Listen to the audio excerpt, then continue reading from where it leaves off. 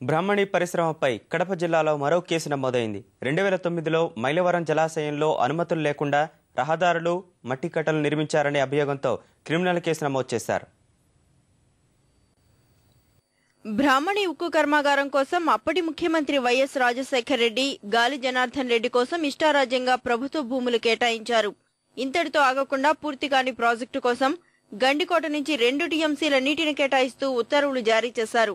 దీన్నే అదనుగా భావించిన బ్రాహ్మణి యాజమాన్యం ఎలాంటి అనుమతులు లేకుండా 2009 జులైలో మైలవరం జలాశయంలో అక్రమ తవ్వకాలు చేపట్టింది. జలాశయంలో రహదారులు, మట్టి కట్టలు, పైపు లైన్ కోసం తవ్వకాలు జరిపింది. దీనిపై అప్పట్లో దుమారం చెలరేగడంతో నిర్మాణాలు తొలగించారు. విచారణకు ఆదేశించడంతో 2 ఇంజనీర్ల బృందం విచారణ జరిపి ప్రభుత్వానికి నివేదిక ఇచ్చారు.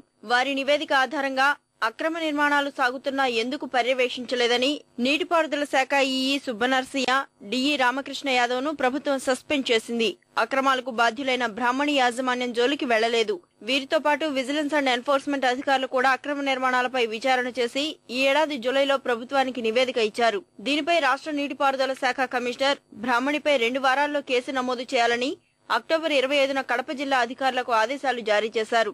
బ్రాహ్మణిపై చర్యలు తీసుకోవాలని డిమాండ్ చేస్తూ మైలవరం జలాశయం ఇంజనీర్ రామకృష్ణ జమలమడుగు పోలీస్ స్టేషన్లో బుధవారం ఫిర్యాదు చేశారు. పోలీసులు అప్పటి బ్రాహ్మణి జనరల్ మేనేజర్ ఎల్ఏఎన్ రవిపై ఐపీసీ 447, 427 సెక్షన్ల కింద క్రిమినల్ కేసు నమోదు చేశారు. 2009లో వాళ్ళు బండ్ ఫారం చేసి అనాథరైజ్డ్గా మట్టి తోలుకుపోయేదని పెట్టుకున్నారు. కానీ దానికి ఏ పర్మిషను ఎవరిని డిపార్ట్మెంట్లో కానీ అడగలేదు. దాని మీద 2009 నుంచి విజిలెన్స్ రిపోర్టు ఉండి వాళ్ళ రిపోర్ట్ కూడా తయారు చేసినారు. ఆ రిపోర్ట్ మీద ఇప్పుడు కేసు ఫైల్ చేయమన్నారు, క్రిమినల్ కేసు. ఇప్పుడు మనం 2009 ఇప్పుడు కేసు ఫైల్ చేస్తున్నాం. కేఎల్ఎన్ రావు బ్రాహ్మణి భూములు ప్రొద్దుటూరు యాక్సిస్ బ్యాంక్ లో తనఖా పెట్టి 350 కోట్ల రూపాయల రుణం తీసుకొని కూడా లేదని గతంలో శాసనమండలికి తప్పుడు సమాచారం ఇచ్చారనే అభియోగంపై ఇప్పటికే బ్రాహ్మణి యాజమాన్యంపై కేసు నమోదైంది.